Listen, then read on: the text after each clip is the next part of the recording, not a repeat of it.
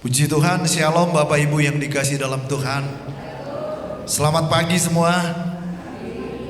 Haleluya, puji Tuhan. Pagi hari ini saya akan menyampaikan firman Tuhan. Jangan menjauh dari kasih karunia Tuhan. Ibrani pasal 12 ayat yang ke-15 sampai ayat yang ke-17. Ibrani pasal 12 ayat 15 sampai ayat yang ke-17. Bapak Ibu, mari kita baca bersama-sama. 1, 2, 3. Jagalah supaya jangan ada seorang pun menjauhkan diri dari kasih karunia Allah, agar jangan tumbuh akar yang pahit yang menimbulkan kerusuhan dan yang mencemarkan banyak orang. 16. Janganlah ada orang yang menjadi cabul atau yang mempunyai nafsu yang rendah seperti Esau, yang menjual hak kesulungannya untuk sepiring makanan. Sebab kamu tahu bahwa kemudian ketika ia hendak menerima berkat itu, ia ditolak, sebab ia tidak beroleh kesempatan untuk memperbaiki kesalahannya, sekalipun ia mencarinya dengan mencucurkan air mata. Puji Tuhan. Jangan menjauhkan diri dari kasih karunia. Kasih karunia dalam bahasa Ibrani ditulis dengan kata ken dan Yunani charis. Ini berbicara tentang kemurahan Tuhan. Ini berbicara tentang anugerah Tuhan, grace. Kasih karunia ini pengertiannya Bapak Ibu, kita mendapatkan sesuatu yang dari atas yang sebenarnya kita nggak layak untuk menerimanya. Nah, Bapak Ibu yang dikasih dalam Tuhan, kasih karunia ini sama atau sinonim dengan kata anugerah. Pada dasarnya memiliki makna yang sama. Nah,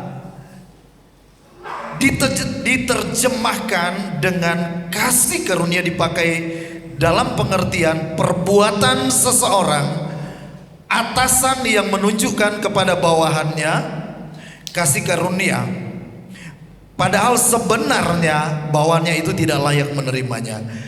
Kasih karunia adalah pemberian Allah kepada manusia, padahal manusia tidak pantas untuk menerimanya. Saudaraku, anugerah atau kemurahan Allah yang tidak pantas diterima oleh seorang yang layak dihukum. Nuh mendapatkan kasih karunia dalam Kejadian pasal yang ke-6. Kenapa Nuh mendapatkan kasih karunia? Ayat-ayat berikutnya, Nuh hidup benar, Nuh hidup tidak bercela, Nuh hidup bergaul akrab dengan Tuhan. Tetapi tidak ada manusia yang tidak berdosa.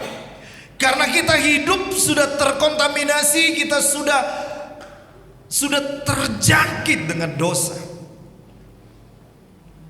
Tetapi ketika kita diselamatkan, ini yang namanya anugerah. Ininya yang namanya kasih karunia. Jadi kita diselamatkan, pelajaran kekristenan bukan karena kebaikan kita, bukan karena kita suka menyumbang, kita bisa menyogok Tuhan, bukan itu. Tapi karena pemberian Tuhan secara gratis. Amin. Kita mendapatkan kasih karunia, kita mendapatkan anugerah Tuhan pada saat kita masih berdosa. Nah, itu sebabnya Tuhan berkata, jangan menjauhi Jangan menjauhi kasih karunia Tuhan. Saudara, di ayat-ayat ini jangan menjauhi, janganlah, supaya jangan ada seorang pun menjauhkan diri dari kasih karunia Allah, agar jangan tumbuh akar yang pahit yang menimbulkan kerusuhan dan yang mencemarkan banyak orang. Dampak dari seseorang ketika dia menjauhi kasih karunia, dia jauh dari Tuhan, dia jauh dari kasih Tuhan. Dari ayat-ayat ini berkata bahwa akan tumbuh yang pertama akar pahit, kepahitan. Nah, saudara, dampak dari orang yang kepahitan dalam ayat 16 dan 17, janganlah ada orang yang menjadi cabul, ayat yang ke-15 lagi ya. Janganlah, supaya jangan ada seorang pun yang menjauhkan diri dari kasih karunia Allah, agar jangan tumbuh akar pahit yang menimbulkan kerusuhan dan yang mencemarkan banyak orang. Dampak dari orang keluar dari kasih karunia, dampak orang meninggalkan kasih Tuhan, dampak dari orang meninggalkan anugerah Tuhan, tidak ada damai dan tidak hidup dalam kekudusan. Kenapa? Saudara, jangan tumbuh akar pahit yang menimbulkan kerusuhan, rusuh, ribut, tukaran toh. Orang kalau sudah ada akar pahit, saudara, itu sebenarnya orang yang menyimpan akar pahit, kebencian, kemarahan. Kita minum racun ya. Kita minum racun, kita berharap orang lain yang mati. Bapak Ibu mengerti, paham? Kita sendiri yang minum racun, tapi kita berharap orang lain yang mati. Itu kalau kita nyimpan akar pahit, itu bisa menimbulkan kerusuhan, itu bisa menghilangkan damai sejahtera. Pada saat di hati kita tumpuk kepahitan, kegeraman, kebencian, yang rugi siapa, Bapak Ibu? Kalau kita udah marah, udah benci, gak bisa tidur. Yang kita benci, yang kita marah bisa ngorok, kita diri sendiri gak bisa tidur. Aduh, itu. Terus ketika kita gak bisa tidur, makan gak enak, asam lambung naik. Kalau kita terlalu banyak menyimpan kebencian, akar pahit, akhirnya kita sendiri yang remuk, hancur. Itu dampak dari ketika kita meninggalkan kasih karunia Tuhan. Memang ada saatnya Tuhan izinkan, saudaraku. Tuhan proses hidup kita supaya kita punya, kapan kita bisa ada kesabaran, ada kelembutan, kapan kita bisa mengampuni. Di gereja ini kita ini lain-lain karakter loh. Ada yang bicara langsung to the point. Kalau salah kamu jangan gitu loh ya, udah baik itu. Tapi yang lain kan gak bisa ngomong, cuman dengan sikap aja. Beda. Di keluarga pun anak-anak berbeda karakter. Tapi saudara, Tuhan tempatkan Bapak Ibu di tempat ini untuk saling diproses, untuk kita semakin dewasa di dalam Tuhan. Satu hal, jangan izinkan kasih karunia Allah itu menjauh dari kita. Bukan Tuhan yang tinggalkan kita, tapi kita yang mulai menjauh dari kasih karunia Allah. Ketika kita jauh dari kasih karunia Allah, dampak yang kita alami, kita kehilangan damai. Dan hidup kita tercemar.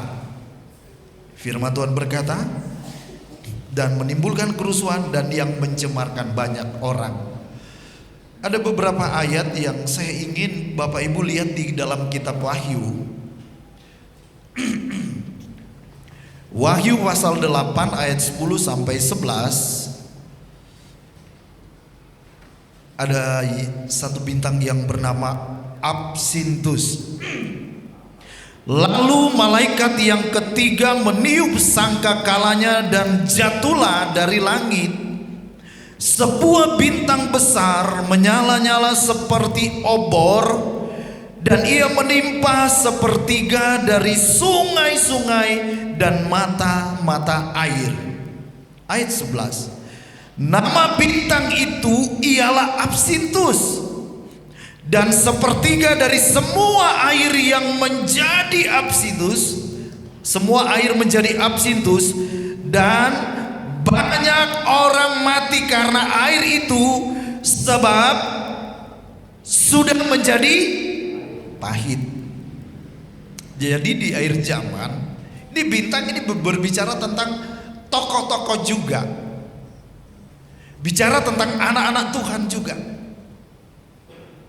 Nah, ketika seseorang hidup dalam kepahitan, hati-hati,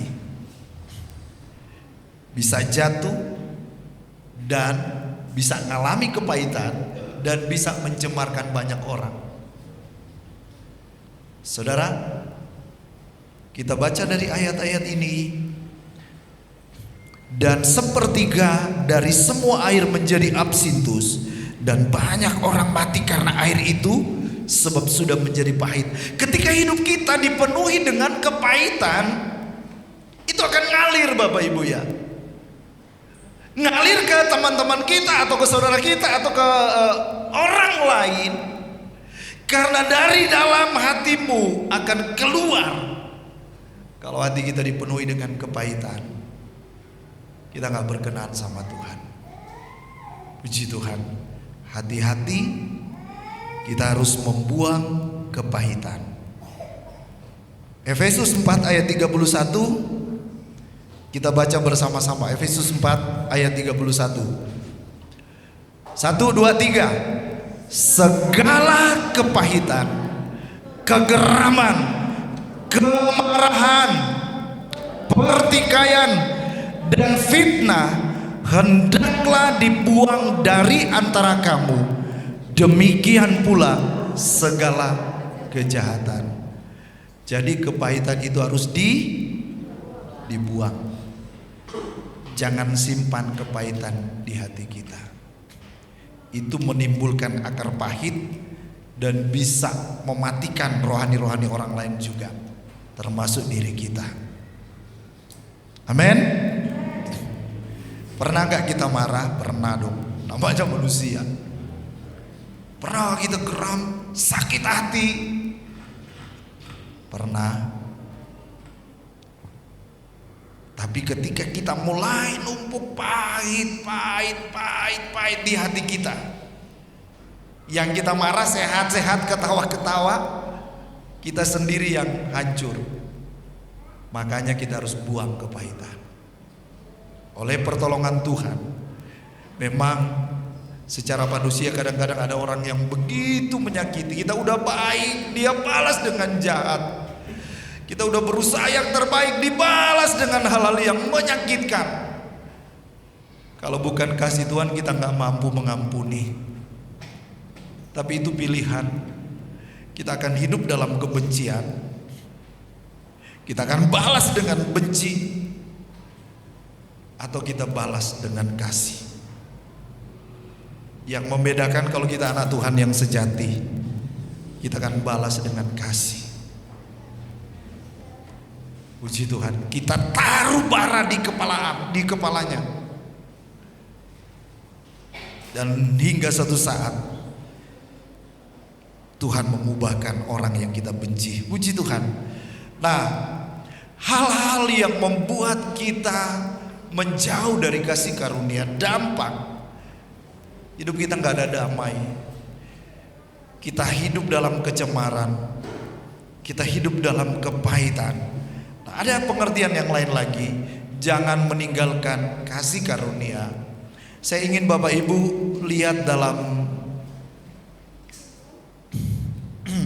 Rut pasal 1 ayat 19 dan ayat yang ke-20. Rut pasal 1 ayat 19 dan ayat 20. Dan berjalanlah keduanya sampai mereka tiba di Betlehem.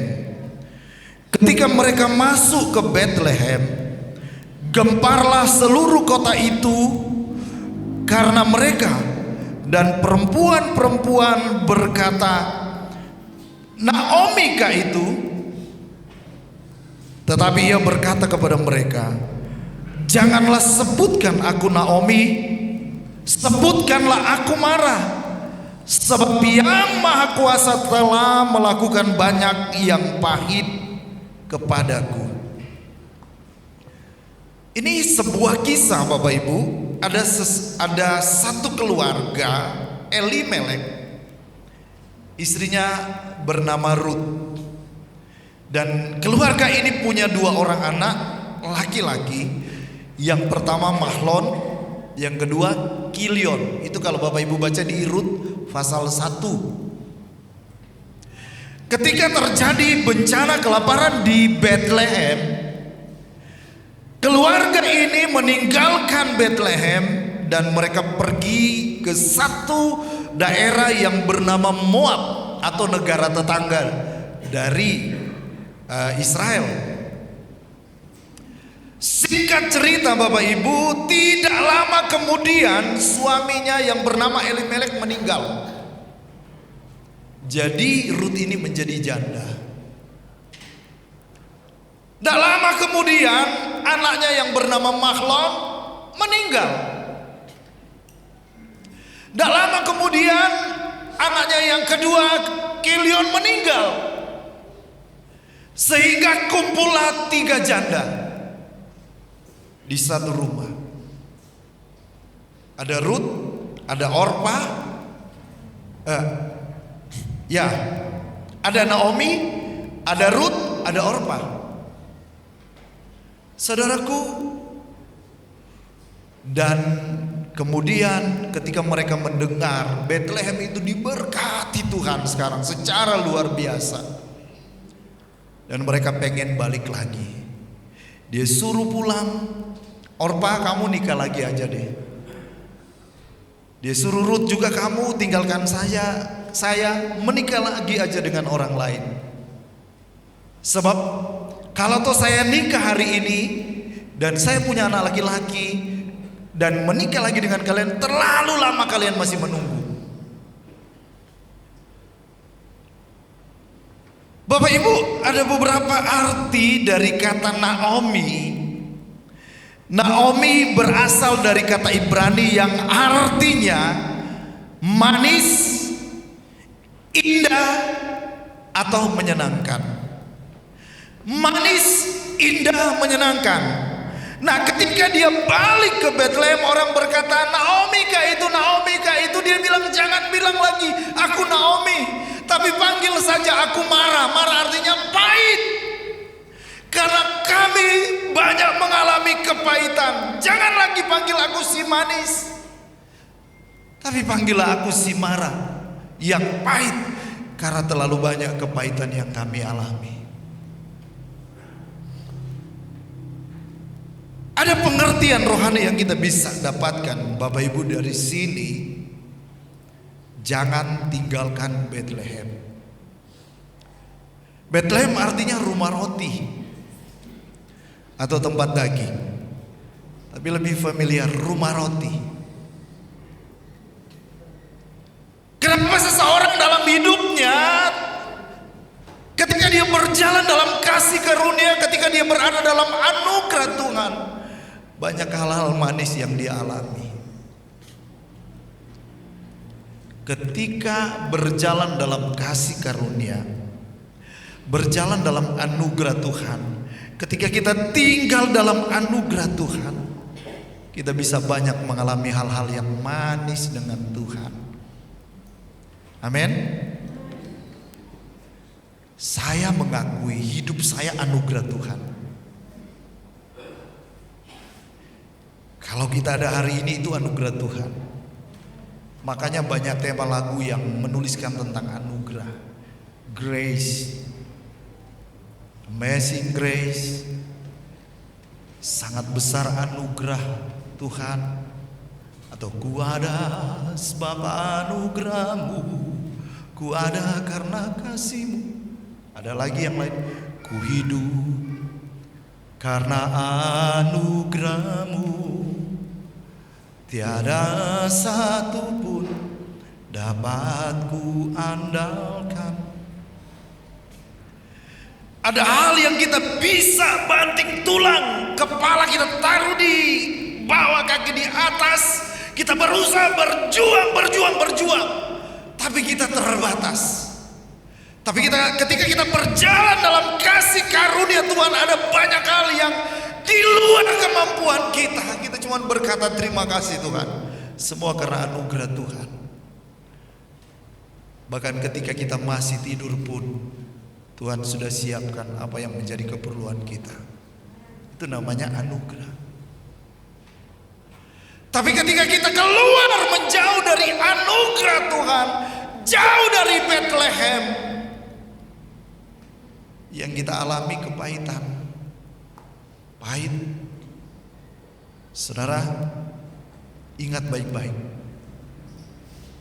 Naomi dengan keluarga utuh, ketika dia keluar dari Bethlehem, apa yang dialami? Kehilangan suami, kehilangan 2 anak, bangkrut,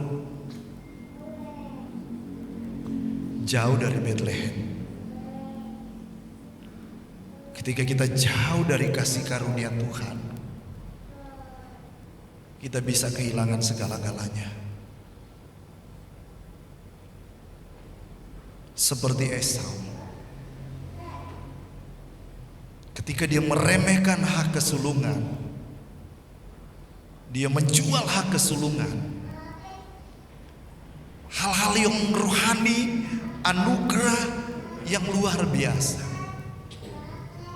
Satu waktu ketika Esau, ini saya ceritakan aja, nggak baca-baca ayatnya, saya sudah mempelajari. Ketika Esau kembali dari ladang,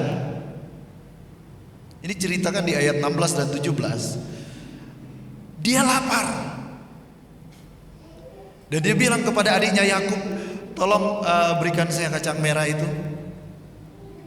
Tapi adiknya berkata, adiknya mau itu hak kesulungan. Adiknya berkata, jual dulu hak kesulunganmu, baru gue beri. Alkitab berkata, karena Esau punya nafsu yang rendah. Garis bawahi, karena Esau punya nafsu yang rendah. Dia bilang, gak apa-apa, saya jual, ambil aja. Kasih semangkok kacang merah.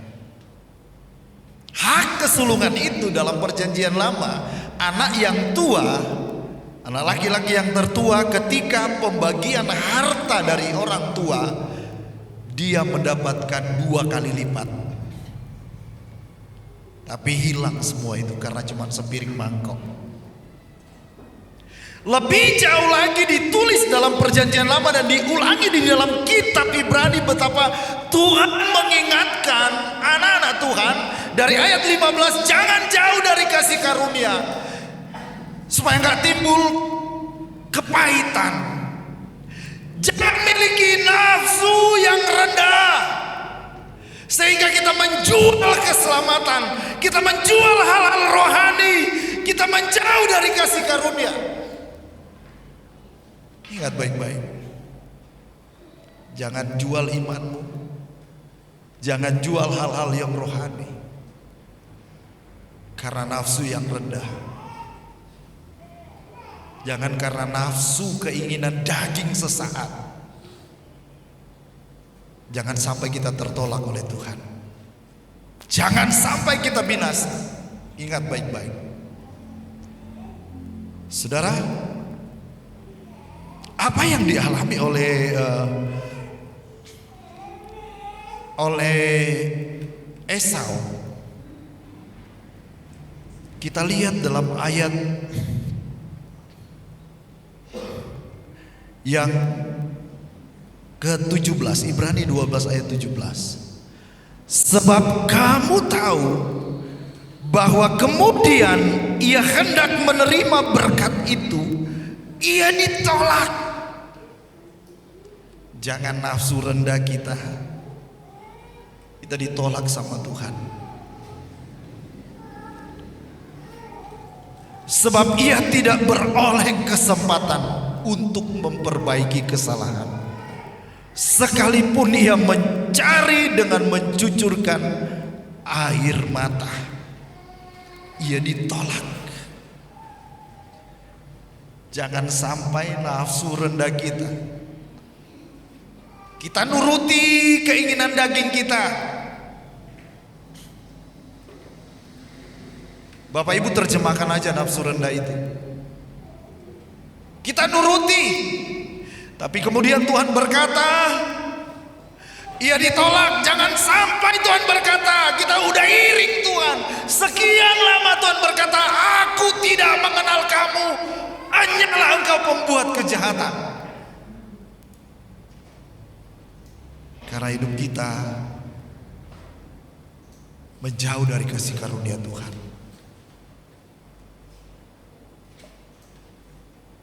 Sekalipun ia mencari dengan mencucurkan air mata, ia tidak beroleh kesempatan. Kesempatan itu waktu masih hidup, Bapak Ibu, bukan tunggu mati. Pergunakanlah waktu dengan bijaksana. Kesempatan adalah anugerah Tuhan. Waktu adalah anugerah Tuhan untuk kita mendekat dalam kasih karunia Tuhan. Katakan amin. Esau sampai dia mencucurkan air mata, dia nangis, tapi gak ada waktu lagi. Ada lagu yang udah lama bicara tentang kedatangan Tuhan.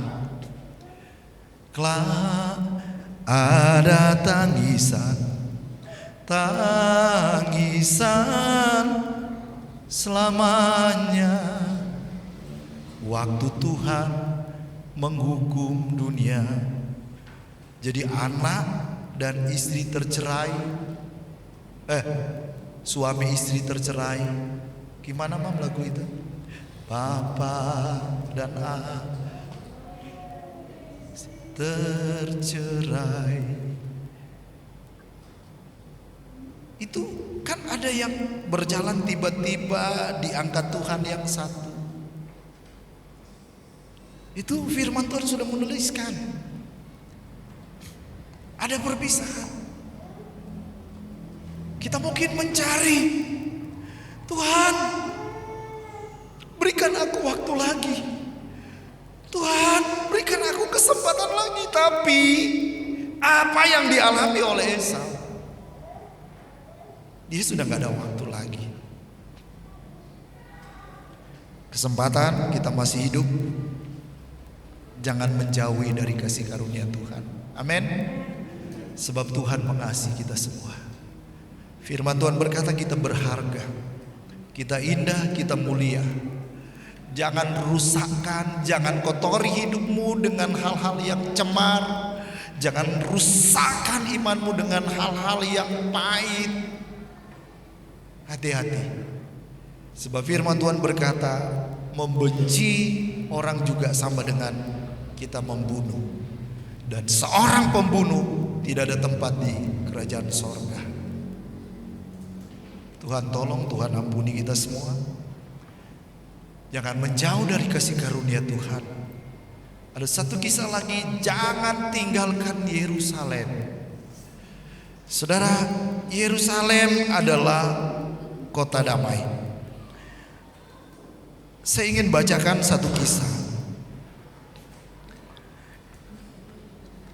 Lukas 10 ayat 30, jawab Yesus adalah seorang yang turun dari Yerusalem ke Yeriko. Ia jatuh ke tangan penyamun-penyamun yang bukan saja merampoknya habis-habisan, tetapi yang juga memukulnya, dan yang sesudah itu pergi meninggalkannya setengah mati. Saudara, ada sebuah kisah. Yesus berkata, ada seorang dari Yerusalem, dia turun ke Yeriko, tapi di perjalanannya ia jatuh ke tangan penyamun-penyamun yang bukan saja merampoknya habis-habisan, tetapi juga memukulnya, dan yang sudah itu pergi meninggalkan dia. Arti nama Yerusalem, saudara, dalam agama Kristen berasal dari bahasa Ibrani. Sapaan tersebut mempunyai makna fondasi kedamaian atau pemilik kedamaian, kedamaian ganda. Yerusalem berarti fondasi atau kedamaian ganda. Fondasi itu tahu kan? Fondasi itu dasar ya. Kalau kita bangun sebuah bangunan, kita butuh fondasi yang kuat, kokoh. Atau bicara tentang kedamaian. Nah, ketika kita menjauh dari kasih karunia, kita keluar dari kedamaian, ketika kita keluar dari fondasi yang benar, yang kuat, apa yang akan kita alami ketika kita menjauh dari kasih karunia? Saudara, kita bisa dihajar oleh penyamun-penyamun, merampok damai sejahtera kita, memukul dan meninggalkan kita. Dari kedamaian menuju ke Yeriko. Di Yeriko itu kita bisa tahu ini kota apa, saudara? Kota pelacuran. Di sana ada Rahab si pelacur. Kota yang dikutuk.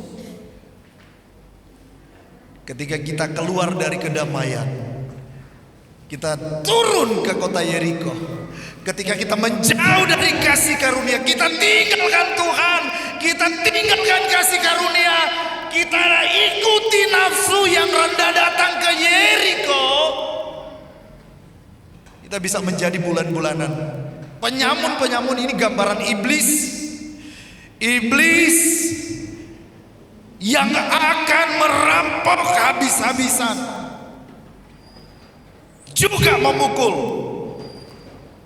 dan meninggalkan setengah mati.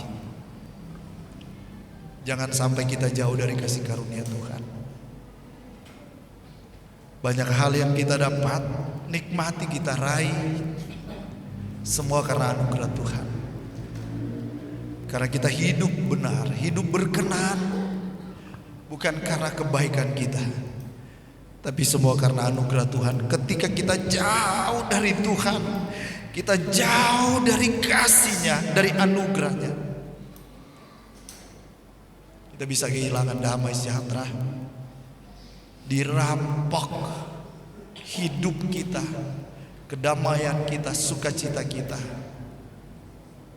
Jangan tinggalkan kasih karunia Tuhan. Jangan menjauh dari kasih karunia Tuhan.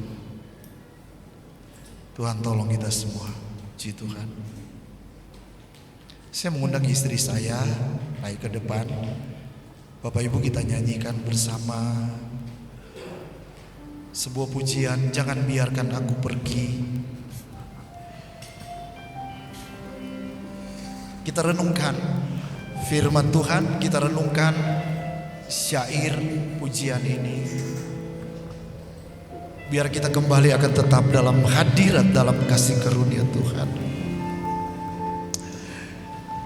Ampuni kami Tuhan, karena kami terkadang menjauh dari kasih karunia. Kami mengikuti nafsu yang rendah, gambaran seperti Esau. Ampuni kami supaya kami tidak terlambat Tuhan, supaya kami tidak ditolak. Kami menikmati penuh anugerah kasih karunia itu yang Kau sudah beri bagi kami.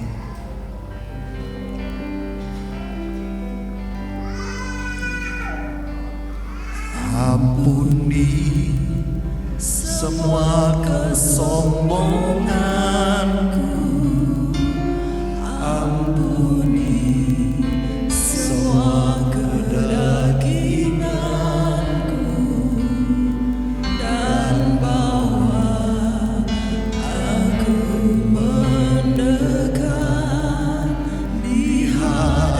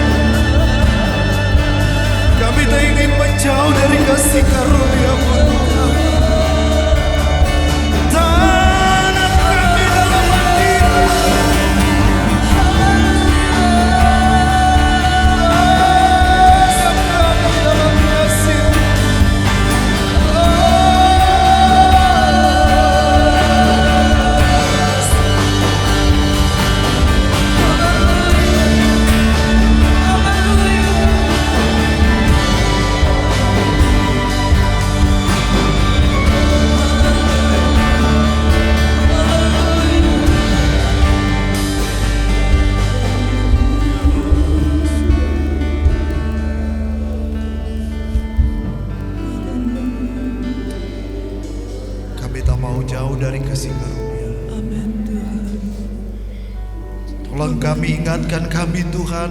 Amin. Supaya kami tak memiliki diam dalam hawa nafsu yang rendah, Ya Tuhan.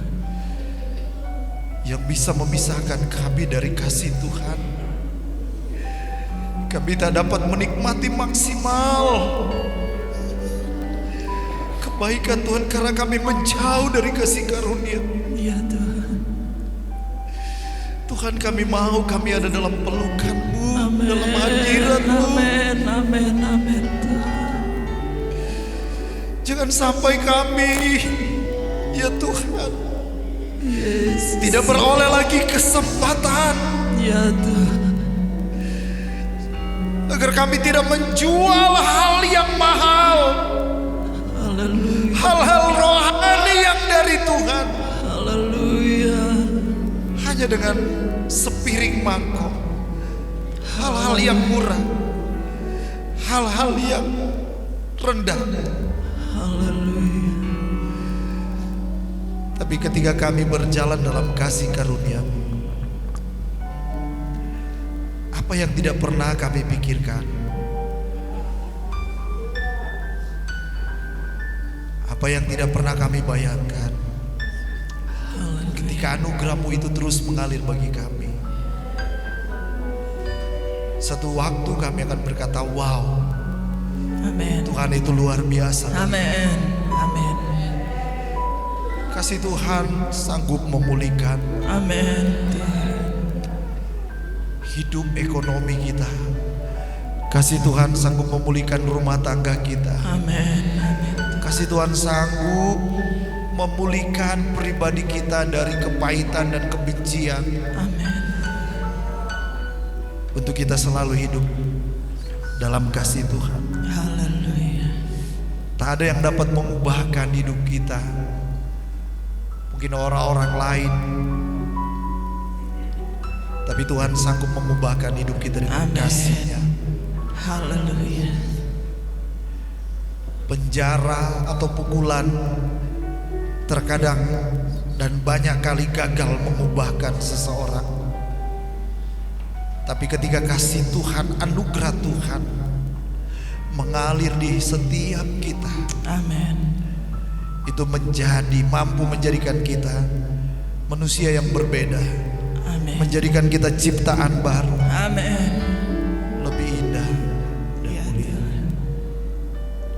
Jangan biarkan aku pergi, jangan biarkan aku berlari menjauh dari tata kasih karunia yang Kau beri.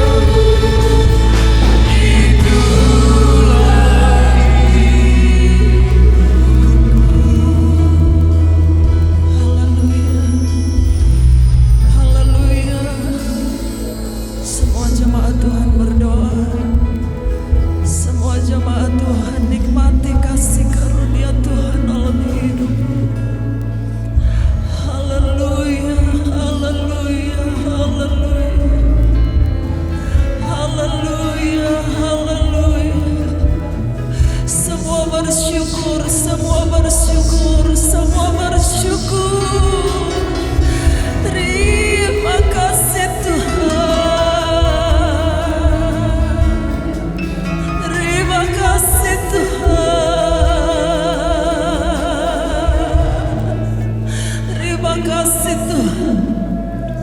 Terima kasih Tuhan. Dengan hidupmu, dengan nyawamu, Engkau telah bayar hidup kami, tebus hidup kami Tuhan. Sehingga kami menjadi anak-anak-Mu, orang-orang yang seharusnya binasa, tetapi Tuhan angkat kami. Tuhan istimewakan kami menjadi anak-anak-Mu. Kami tahu itulah kasih karunia Tuhan yang hebat dan luar biasa atas hidup kami. Ajar kami Tuhan untuk menghargai kasih karunia Tuhan dalam hidup kami. Terkadang Tuhan, keadaan, situasi membuat kami lari menjauh dari kasih karunia-Mu Tuhan. Segala kenikmatan dunia membuat kami lupa akan kasih karunia Tuhan. Sehingga ada banyak kali kami melakukan hal-hal yang tidak menyenangkan hati Tuhan, bahkan melukai hati-Mu Tuhan. Tapi pagi hari ini lewat kebenaran firman-Mu, kembali kami diingatkan Tuhan untuk kami menghargai kasih karunia Tuhan. Karena itu Bapa, kalau kami mulai jauh dari Engkau, tarik kami Tuhan, bahkan sengkeram kami dalam kasih karunia-Mu, dalam hadirat-Mu Tuhan. Kalau kedagingan kami lebih kuat, kami berdoa di dalam nama Yesus, biarlah Tuhan yang melepaskan kami dari segala pengaruh-pengaruh dunia, kenikmatan dunia yang membuat kami jauh dari Engkau Tuhan, tidak berkenan di hadapan-Mu. Kami rindu Tuhan, selagi Tuhan beri kami kesempatan dan waktu, biarlah kami mau sadar, bertobat, datang kembali di hadapan Tuhan. Dan kami mau menghargai kasih karunia Tuhan dengan kami terus belajar hidup berkenan di hadapan Tuhan. Ada kalanya mungkin kami jatuh, ada kalanya mungkin kami gagal, tapi Roh Kudus topang kami, pegang tangan kami, mampukan kami untuk kami terus bangkit dan bangkit. Bahkan kami terus pada tujuan kami, fokus pada tujuan kami, yaitu kemuliaan Tuhan bagi kami. Terima kasih Tuhan buat firman-Mu yang kami telah terima pagi hari ini. Kami percaya pagi hari ini berkat Tuhan sudah Engkau sediakan bagi setiap hati yang terbuka, bagi setiap telinga yang terbuka untuk kebenaran firman Tuhan. Tidak ada satupun firman-Mu yang akan lalu dengan sia-sia, tetapi firman-Mu itu mengerjakan perubahan dalam setiap hidup kami. Hidup kami menjadi indah di hadapan Tuhan. Terpuji nama Tuhan. Doa kami mengucap syukur untuk berkat firman Tuhan. Saatnya kami memberikan persembahan bagi pekerjaan Tuhan. Kuduskan setiap pengorbanan kami dalam nama Yesus. Kami sudah berdoa. Semua yang diberkati katakan